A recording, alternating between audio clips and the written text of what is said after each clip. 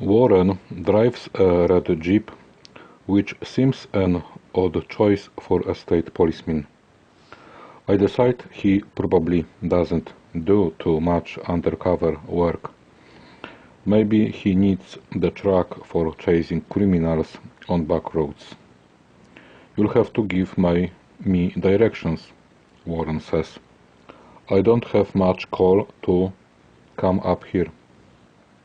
To where? My father asks. To the motel, Warren says. We pass through the small town of Shepherd, New Hampshire, named after Asa Henry Shepherd, a farmer who came up from Connecticut to till the land in 1763. In the local phone book there are over 30 shepherds listed. We're getting some weather tomorrow, Warren says. Ice, according to the radio. I hate ice. My father says nothing. It's freezing in the Jeep.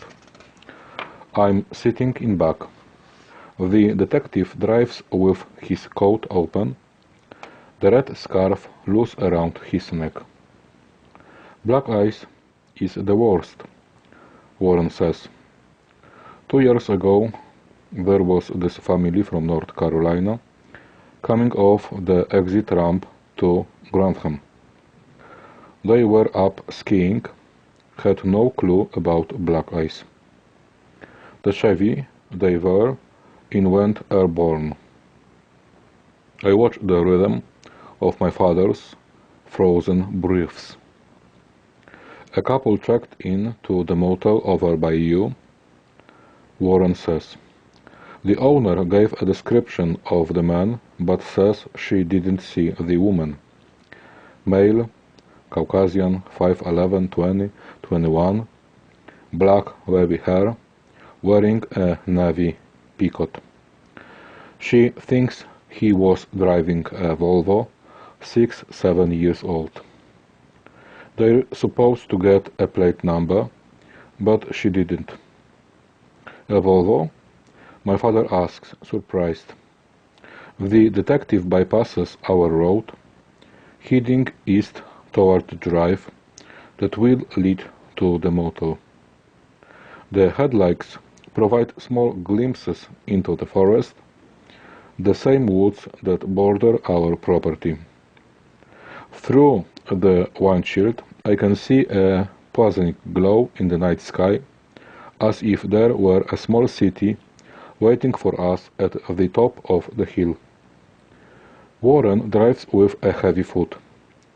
My father has never liked being a passenger, hasn't been one in years.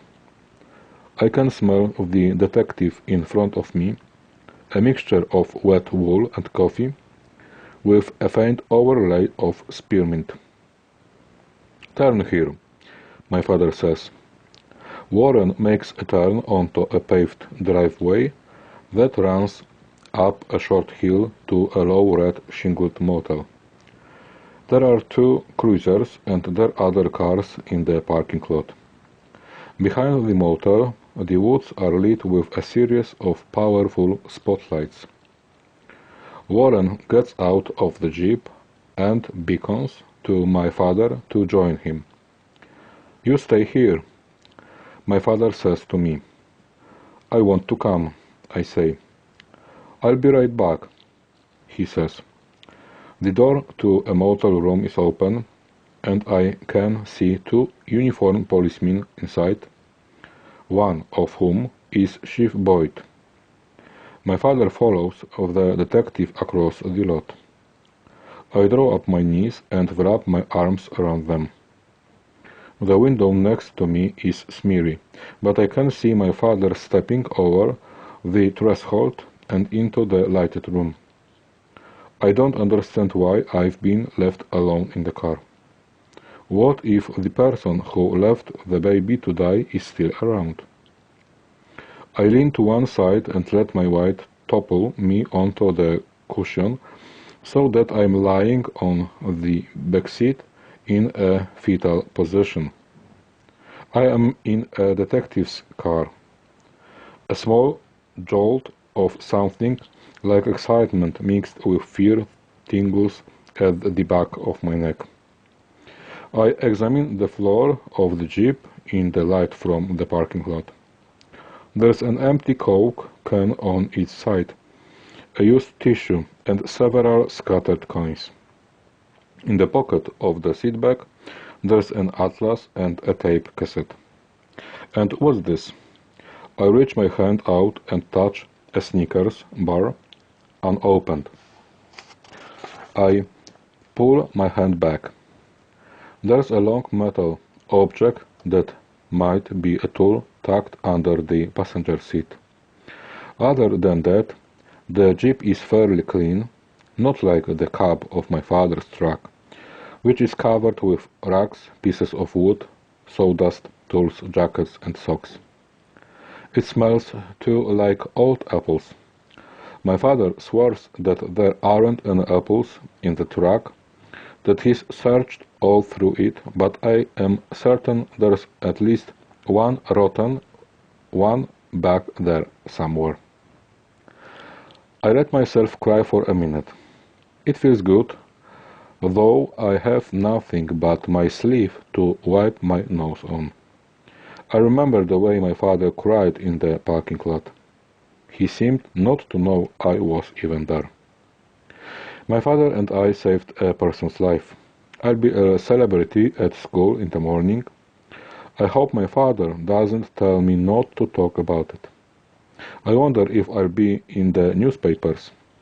My teeth begin to chatter, and maybe I help them along a bit. I think about our walk, about finding the baby in the woods, about the way my father falls to his knees. I wonder if being dangerously chilled is reason enough to get out of the car and go inside. I sit up and peer out the window, which has steamed up a bit. How long has my father been gone? My fingers are cold. What happened to my mittens? I am starving. I haven't eaten anything since school lunch at 11:30. I'll think about the Snickers bar. Will the detective notice if I eat it? And if he notices, will he care? I reach over to the seat back pocket and slip the bar out. I hold it in my lap for a moment, my eye on the door of the motel room. I will have to eat it fast and hide the wrapper. I don't want to get caught with half a candy bar in my mouth. I tear the wrapper open. The bar is hard from the cold, but the candy is delicious. I eat it as fast as I can, whipping my mouth with my fingers and stuffing the wrapper in the pocket of my jeans. I sit back, slightly breathless. With shoulders hunched, waiting for a reprimand, I step out of the Jeep and shut the door. I walk across the plowed parking lot. I can hear voices now, the deliberately calm voices of technicians at work. I hesitate on the steps, expecting a bug. It's a small room and would be depressing even without the bloody sheets or the soiled covers ripped from the bed.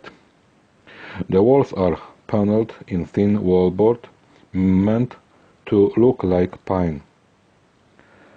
The room has a bureau and a TV and smells heavily of mildew. A bloodied sheet lies just below the long window, which is open. Through that window I can see the spotlights on the snow. A technician is working over the bed. A woman gave birth in here, Warren is saying. On a side table in a glass of water, half full. A sack lies on the rack. There be fingerprints, my father says. There'll be fingerprints all over the place, Warren says, but none of them will do us any good unless one of them has a record, which I sincerely doubt. The detective takes a handkerchief from his back pocket and blows his nose. "That tiny girl you found?" he asks. "She started life in this room, and then someone, most likely the father, went out that window there and tried to kill her. No one put that baby in a warm place where she'd be found. No one called in a tip. A man took that infant, minutes old, walked her out into the woods on a December night, temps in the single digits, and laid her naked in a sleeping bag. If you hadn't found her, we'd have come across her. When? March, April? If even then. Most likely a dog would have gotten to her first. I think about a dog dragging a bone across the snow with its teeth. My father stands near the detective while he confers with a technician. Chief Boyd is leaning against a wall, his lips pressed hard together. From where I'm standing, he can't see me. I try to picture what went on in this room. I don't know much about giving birth, but I can feel hysteria in the walls, the wrinkled sheets, the clothes left behind. Did the woman know what the man would do with the infant? The sock is pearl gray, Angora maybe, with a cable knit up the side. A woman's sock to judge from the size of it. A technician picks it up and sticks it in a plastic bag. In the 15 years I've been with the state police, Warren says, I've seen maybe 25 cases of abandoned infants. 3 months ago, in Lebanon, a woman left an infant in a trash barrel outside her house. She'd broken up with her boyfriend. The baby was dead when we found him. Had Campbell's soup up its nose? A technician interrupts Warren with a question. Last year, Warren continues, a 14-year-old girl threw her baby out a second-story window. She's charged with attempted murder. Warren studies a drinking glass and a plastic bag on the bedside table. In Newport, we found a newborn girl, alive, on a shelf at Ames. Over to Conway, they found a newborn boy in a trash bin in the back of a restaurant. The mother was 20. It was freezing outside. She's charged with attempted murder. The detective squats down to look under the bed. What else? Oh, in Manchester, an 18-year-old mother abandoned her baby girl in a park. She left the child in a plastic bag, and 2 10-year-old girls discovered the infant when they were biking through the park. Can you imagine? The mothers charged with attempted murder and cruelty.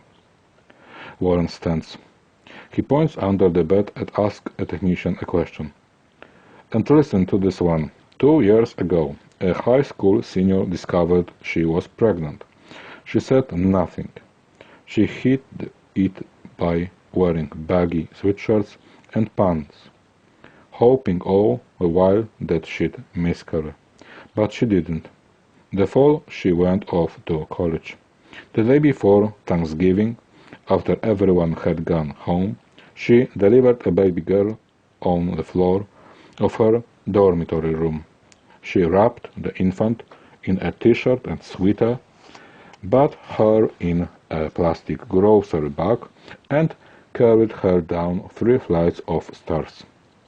She laid her in a trash bin just outside the dorm. Warren walks to the window and looks through it. But college girl had a conscience, he says. She called in an anonymous tip to campus security, and they came and found the baby. Didn't take them long to find the mother either. She pled to endangerment and was sentenced to a year's house arrest. How do you know it was a man who did this? My father asks. In all the other examples you've just mentioned, it was a woman who abandoned the baby. Come with me, Warren says to my father. I want you to see something."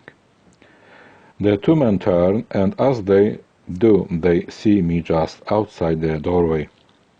My father moves to stand in front of me, as if to block my view of the room, but we both know it's too late. I've seen what there is to see. "Although I told you to stay in the car," my father says, both surprised and angry. "It was cold. If I tell you to stay in the car, I mean stay in the car." "It's all right," Warren says as he slides past my father. "She can come with us." My father gives me a stony look. He makes me walk in front of him, following the detective around the back of the motel. The snow is deep, and Warren motions for us to step in his slow and precise footsteps. From a window at the back of the motel, another set of prints stretches into the woods. The lights are so bright I have to put up my hand. 50 feet from where we stand, two policemen are bent over the snow. "Footsteps," Warren says. "They go down 2 feet in some cases. Size 10.5. Every 20 feet or so, the guy sunk up to his knees in the snow. The tracks go way out, 500 yards anyway, and then double back. You know how hard that is to do." My father says he knows how hard that is to do. "You could break your leg doing that," Warren says. My father nods. "City guy, wouldn't you say?" The detective asks. "Might be. A woman who had just given birth couldn't have done that." "I don't think so," my father says. Warren turns toward my father and puts a hand on his shoulder. My father flinches. "Despite the fact that you won't unzip your jacket," the detective says, "that you have blood on your collar, that you're looking a little rough around the edges, and that you live on a deserted road near the motel, you'll be happy to know I don't think you did this."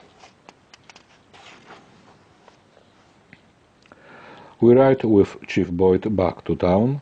In the morning everyone will wake to the news.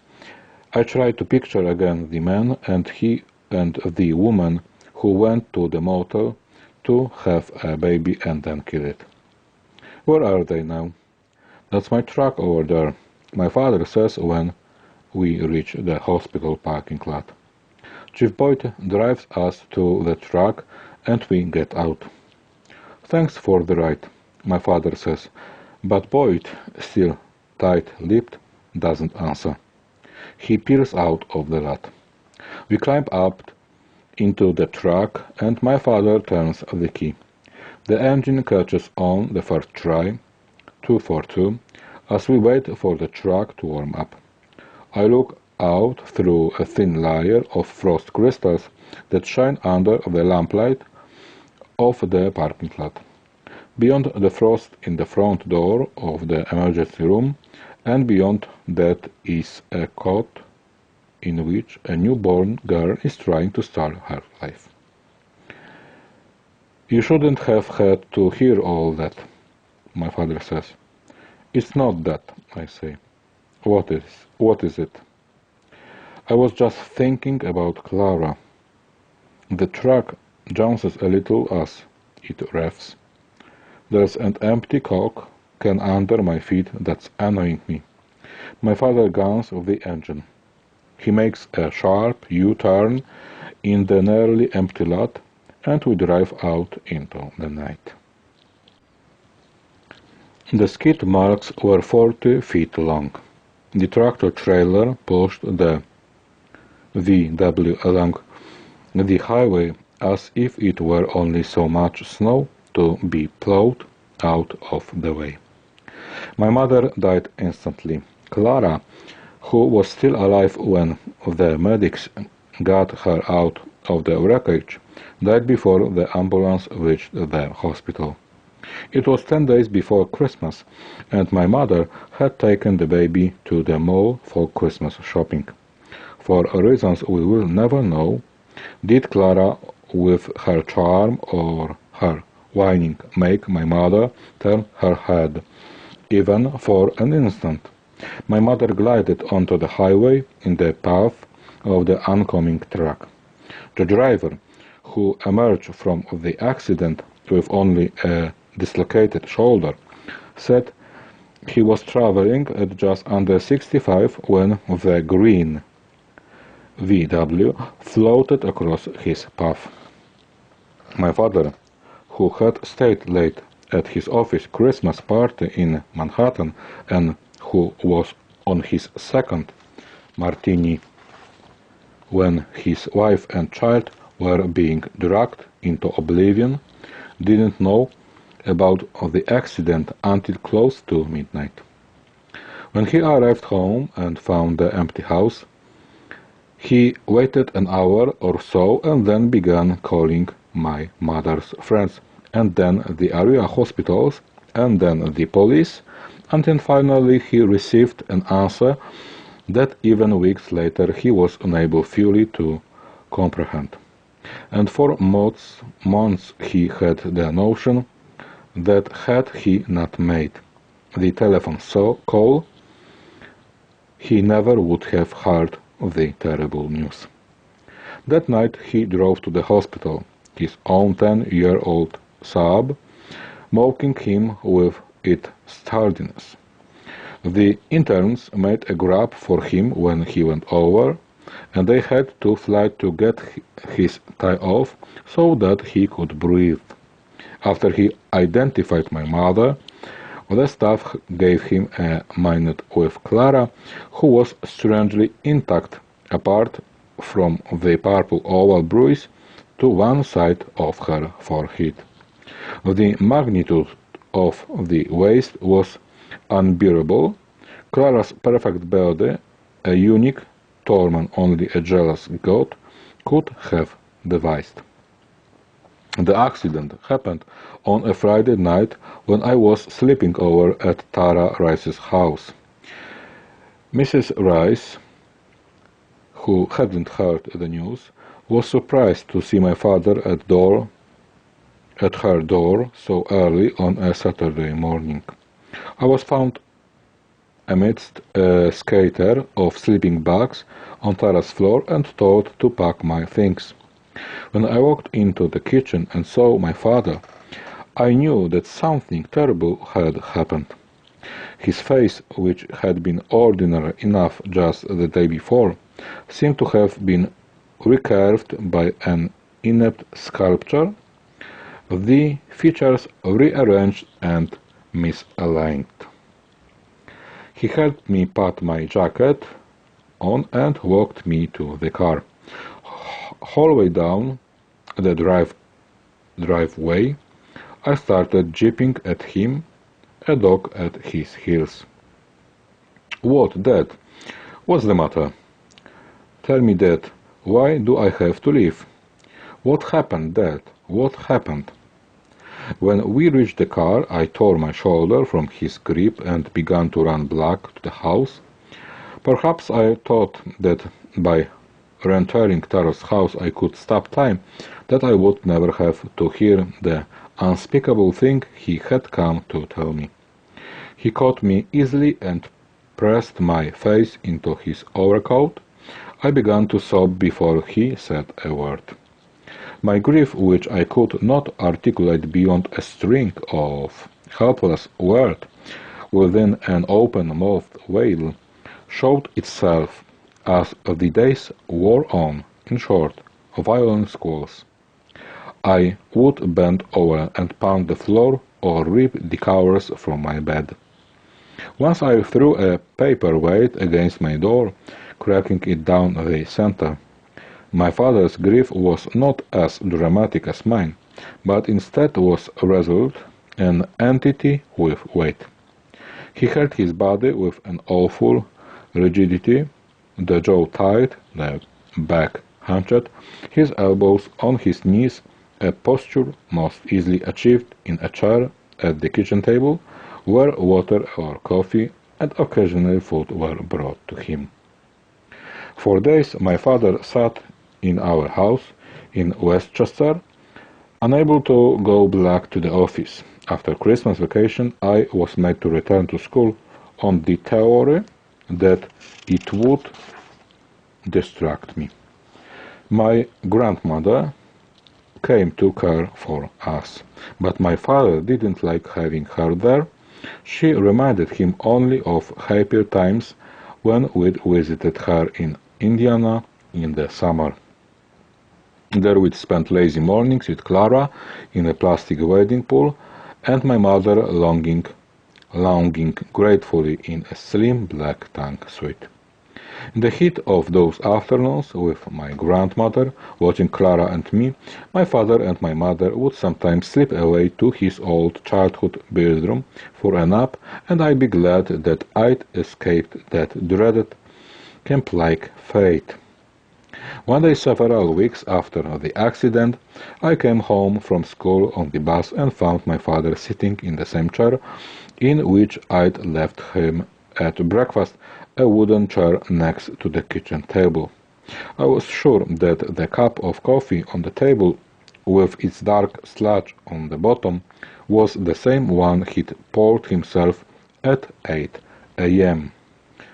It frightened me to think that all the time I'd been in school, all during math and science and a movie called Charlie that we'd watch in English class, he'd been sitting in that chair.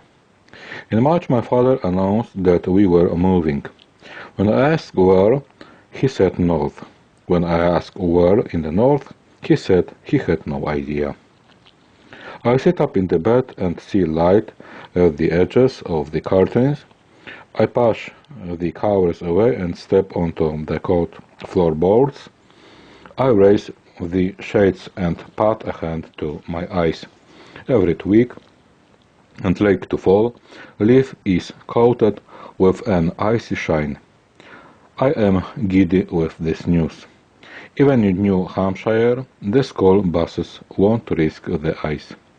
I turn on the radio and listen to the school closing announcements. Grantham Public Schools closed. Newport Public Schools closed. Regional High School closed. I take a shower, towel off, and dress in jeans and a sweater. I make myself a cup of hot chocolate. Looking for my father, I move, mug in hand, through the rooms of the house, along narrow cape turned sideways with a porch to the west. The house is painted yellow with dark green trim, and in the summer a white vine grows along the porch railing, creating a kind of trellis. The paint job is ancient and needs to be seen to, and my father plans to tackle it in the summer. Last summer, our second in the house, my father made a small patch of lawn that I was periodically asked to mow. The rest of the property he let go. Where it isn't woods, it's bush and meadow, and on summer evenings we sometimes sit on the porch, my father with a beer and me with a lemonade, and watch birds we can't identify skid along the tips of the overlong grasses. Occasionally we'll each read a book. I walk into a front room that runs the width of the house and has two long windows to the south. When my father bought the place, the windows were painted shut, and two tarnished chandeliers hang from the ceiling. The walls were papered in a faded and peeling blue print, and the fireplace was boarded up.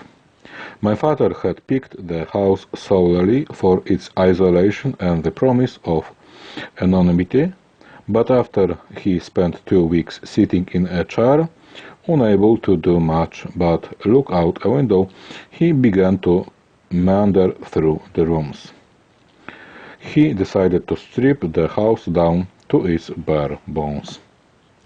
Starting in the front room, he plastered over the ceiling an ugly expanse that looked like the hardened frosting of a day-old birthday cake. He stripped the walls and painted them white. He bought a sander and refinished the floors, polishing them to a warm honest stain. Sometimes he made me help him. Most of the work he did himself. The room has nothing in it now but the pieces of furniture my father has made over the course of the past 2 years. Tables and bookcases and wooden chairs with straight back and legs. The room is clean and simple and resembles a schoolroom, a look I think my father was unconsciously trying to achieve all along, and if we wish to return to the blank rooms of his childhood. He sometimes uses the space as a showroom when Mr. Sweetserdown at the hardware store sends customers his way. The carpentry is a kind of career for my father, though careers were for his previous life, not this one. The room that was once a dining room, my father built floor-to-ceiling bookcases and filled them with his books. He put a leather chair, a sofa, 2 lamps, and a rug in it, and it's the room we sometimes eat and read in. We call it the den. The transformation of rooms into something other than what they were, a parlor into a showroom, a dining room into a den, an old barn into a workshop, has given my father a kind of perverse pleasure. Just beyond the kitchen is a long hallway paneled in cream bird, with a row of sturdy hooks at shoulder height. Off another hallway is a small room that my father didn't know what to do with. He cleaned it up and filled it with boxes that he didn't want to open. As a result, the room has become a kind of shrine. Neither of us ever goes inside. Upstairs there are 3 bedrooms. One for me, one for my father, and one for my grandmother when she comes to visit. The kitchen is the one other room my father hasn't tackled. It has a red Formica counter and a brown metal frame sliders out to a redwood deck. Though it is the room that needs the most work, my father goes into the kitchen only to make a quick cup of coffee, or a sandwich, or a rudimentary dinner for the 2 of us. We never sit down to a meal there, but instead bring our food to the den when we eat together, or he to his workshop and me to my bedroom when we each eat alone. We never eat a meal in the kitchen because the kitchen of our previous life was at the heart of our family in New York. The 2 rooms do not resemble each other much, but the memories of that former kitchen can unravel either one of us in an instant. The table was always half covered with magazines and mail. Neither my father nor mother was a fastidious housekeeper, and with Clara just a year old, a case of mild clutter was always turning into serious chaos. My mother made baby food in the Cuisinart on a counter, assured by appliances, a juicer, a blender, a microwave, and a coffee grinder that make a racket like a jackhammer and never fail to wake Clara. Between the table and a hatch was a baby swing, a contraption in which Clara, with drool sliding down her chin, would bounce happily and for long enough that my parents could get a meal on the table. During dinner my father sat with Clara in his lap, introducing her to foods she smashed into her mouth with a fat palm. When she fused the jiggled her on his knee, and by the time dinner was over, his work shirt would be finger-painted with carrots and gravy and buttered peas. In my album there's a picture of my mother trying to eat her dinner at the counter while she holds Clara on her hip. Clara has a finger in her mouth and is drooling, and my mother is slightly out of focus, her back to me, as if she might be jouncing Clara up and down to keep her quiet. In the kitchen window, just beyond my mother, there's a blinding reflection of a flash bulb. Inside the hollow, I can just make out my father, beer in hand, his mouth open, about to take a sip. I have no idea why I felt it necessary to take this photo in the middle of dinner, why I thought it important to capture my mother's back or Clara with her finger in her mouth. Perhaps the camera was new and I was trying it out. Maybe I was trying to annoy my mother. I can't remember now. I also have a photograph of my mother holding me as a baby under a snowball tree in our backyard. My mother's hair is long and thick and light brown, waved in a style that might have been popular in 1972, when I've been a year old. She has on a plaid open-necked shirt and a rust-colored suit jacket, and I am guessing that the month is September. She looks present in the picture, smiling slightly at my father, who'd have been behind the camera. I have a silly pink head and seem to be gnawing on my knuckles. I inherited my mother's hair and white mold, but my father's eyes. After Clara was born, my mother cut her hair, and I never again saw her with it long. I walk out to the barn and find my father sitting with his coffee in the chair by the stove. On the floor are drifts of sawdust, and in the corners plastic bags of shavings. The air is suffused with fine particles, like a dissipating fog on a summer day. I watch as he passes the mug on a windowsill and bends his head.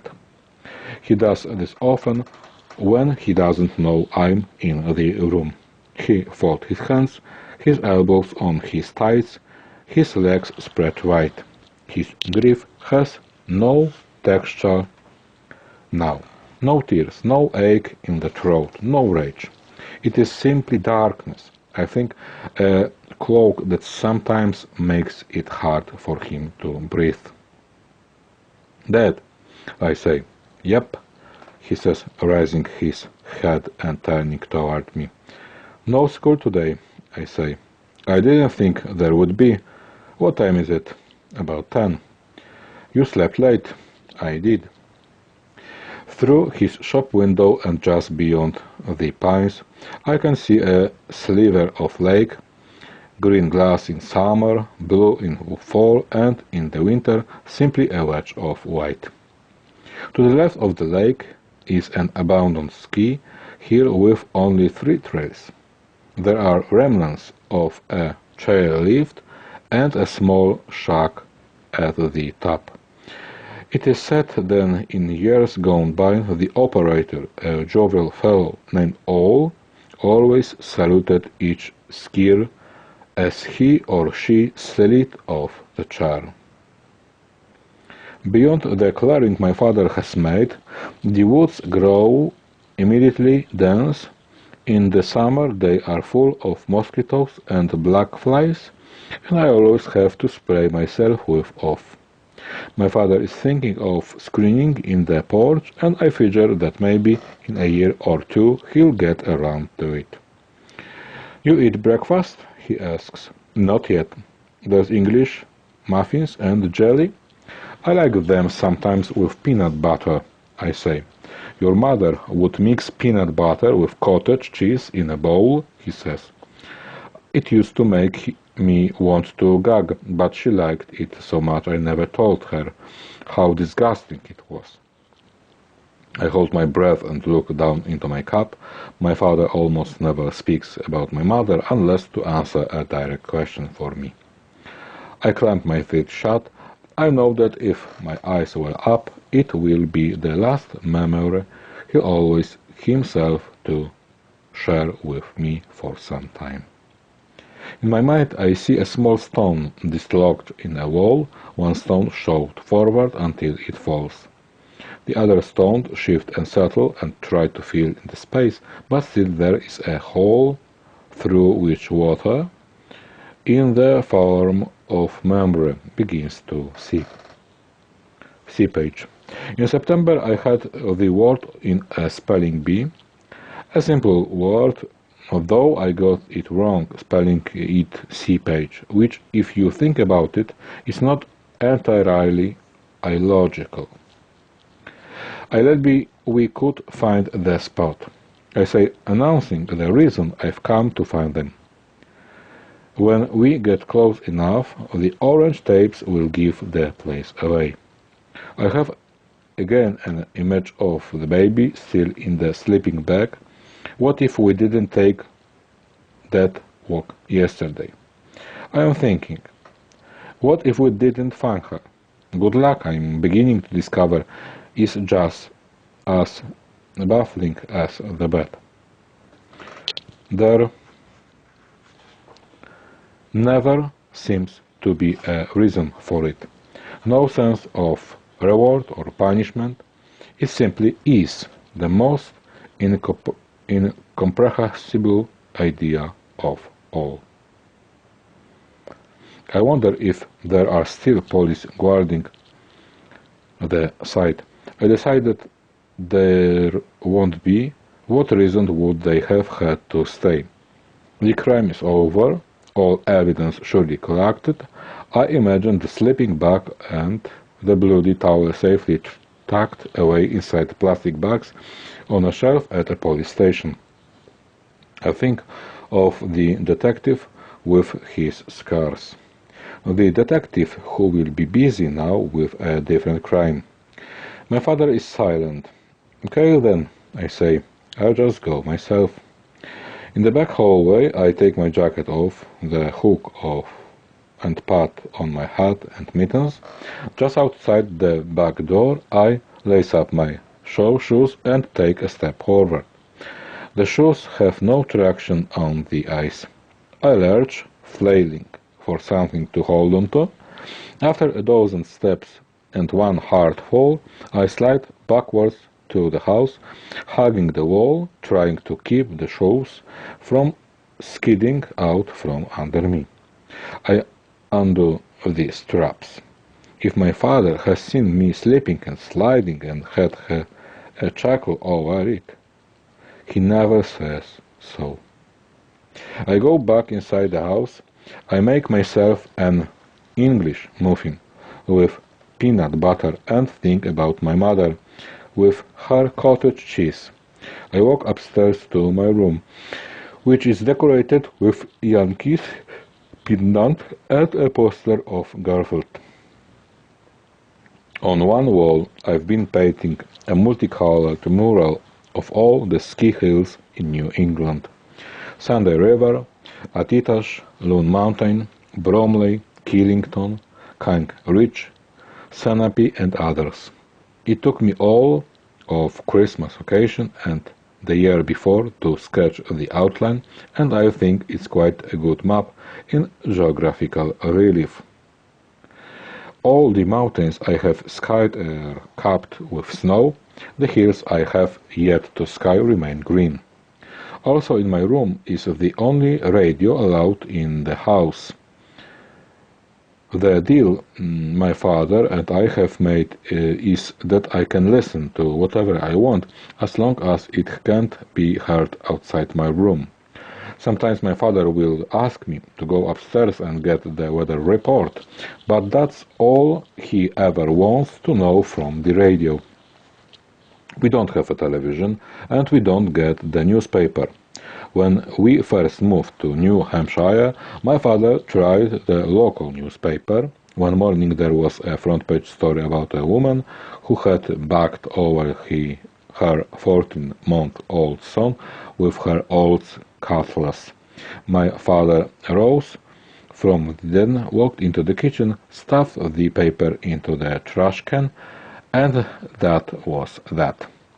I have an easel and paints in my room and a chair that can be made into a single bed on the rare occasion I have a friend come to visit. I make beaded jewelry on my desk and wrote on my bed. My father used to ask me to make my bed until I pointed out that he never made his, and so he stopped speaking to me about it. I hate going to the laundromat and wish we had a washing machine. I have asked for one for Christmas. In the afternoon, while I'm reading, I hear a dripping that sounds like a summer rain. I go to the window and look out. The ice has begun to thaw. The world around the house is softening, the crust relenting. I walk out to the barn. "All right," my father says, looking up, "let's go." Walking on snowshoes in heavy melting snow, however, is nearly as difficult as walking on ice. Each football digs into the melted crust, showing us off balance. My legs begin to ache before we've gone 100 feet. The light turns flat, the worst sort of light for walking or skiing. I can see the bumps or the ruts, and sometimes it feels as though we're coasting on fog. We cross the expanse of what in the summer would be low and then enter the trees. I squint into the ugly light, trying to follow the thin imprints on the snow of yesterday's work. Occasionally we have to guess at the precise rate, because a layer of blown snow covered the tracks before the freeze. I see the trail in reverse, and I remember our frantic run of the day before with the baby in my father's arms. My breath comes hard and fast, and I see that my father has increased his pace as well. We search for the place where we stopped climbing and veered sideways around the hill, lured on by the baby's cries. I can't shake the notion that she was calling out specifically to us.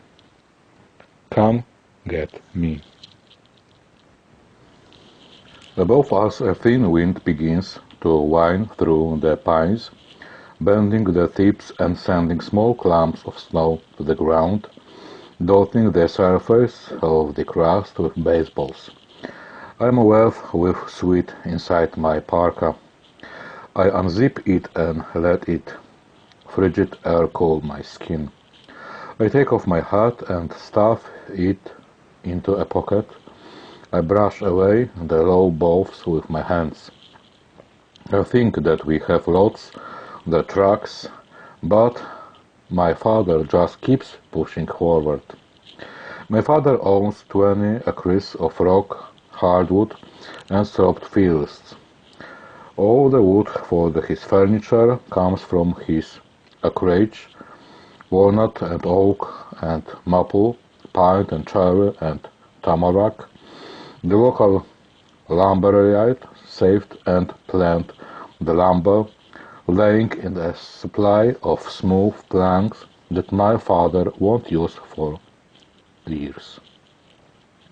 After a time, my father finds our aerial tracks, and we follow them at a slower pace.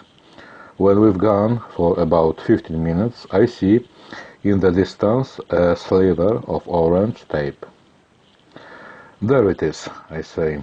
We make our way to the place that has been cordoned off. A circle of tape has been threaded through the trees. It funnels off into a path back to the motel, as if for a bride returning from an outdoor wedding. Within the circle, in the soft place where the sleeping bag was, a print of my father's snowshoe outlined in a thin stream of red spray paint, and similarly outlined a size 10.5 boot print.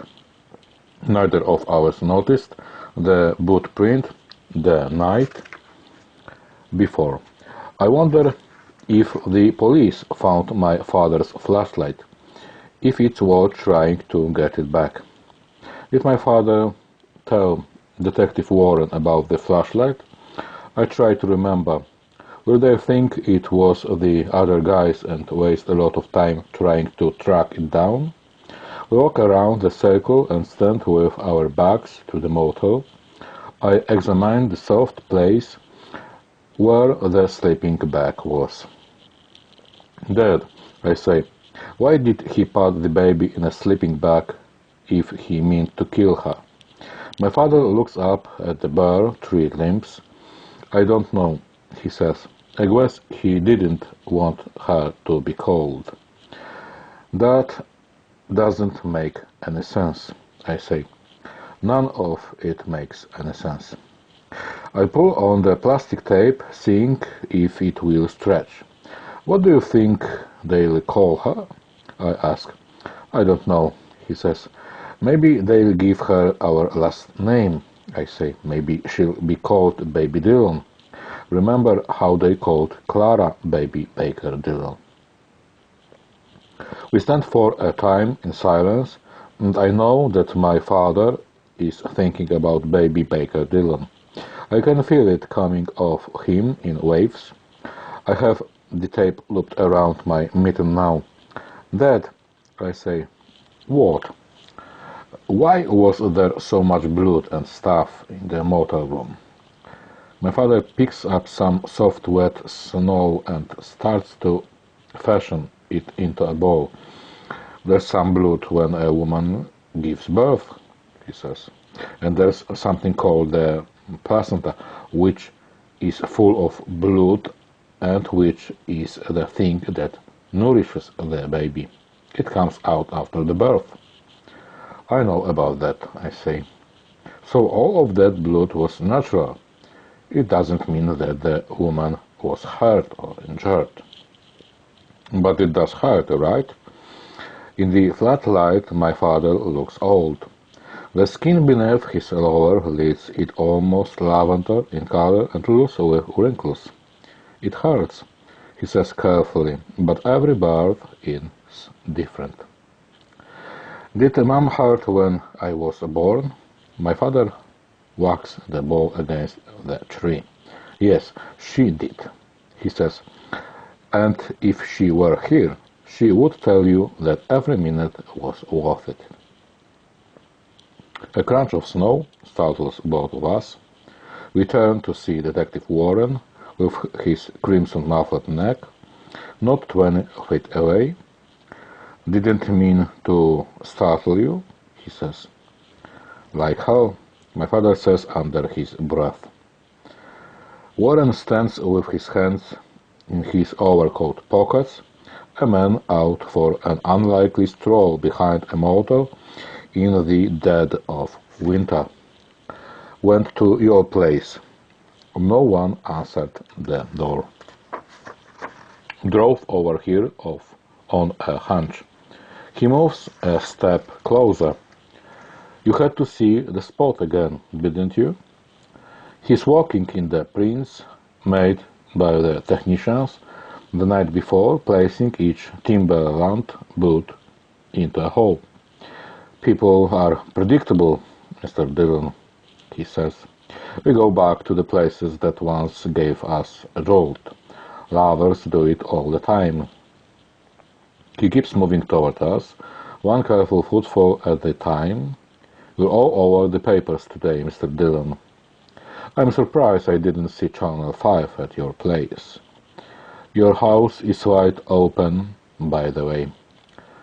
"You went inside," my father says. "I was looking for you to tell you about the girl. I drove all the way up your road, and I wasn't going to leave without seeing if you were in. You make nice stuff, by the way." My father is silent, refusing to be drawn in by the compliment. "The baby's doing fine," Warren says. My father bangs a snowshoe against a mouth of hard-packed snow. "We're on the same side here, Mr. Dillon," Warren says. "What side would that be?" "We found the baby and saved her life," Warren says, shooting a cigarette from a pack of Camels. He lights it with a lighter. "You smoke?"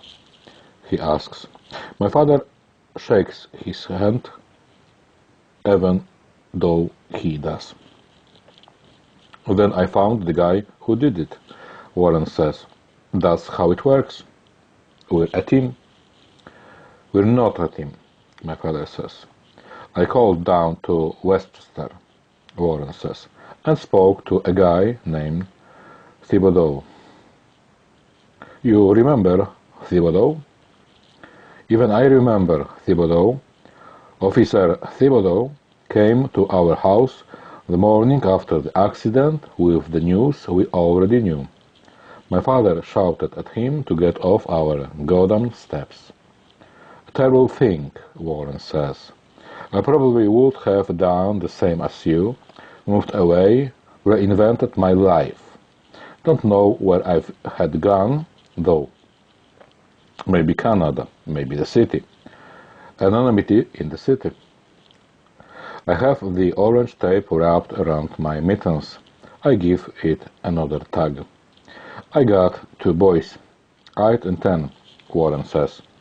Let's go, Nicky, my father says. I want this guy, Warren says. I think we've done here, my father says. The detective drops the barely smoked butt onto the snow. He pulls his gloves out of his pocket and puts them on. No one's done here, Warren says.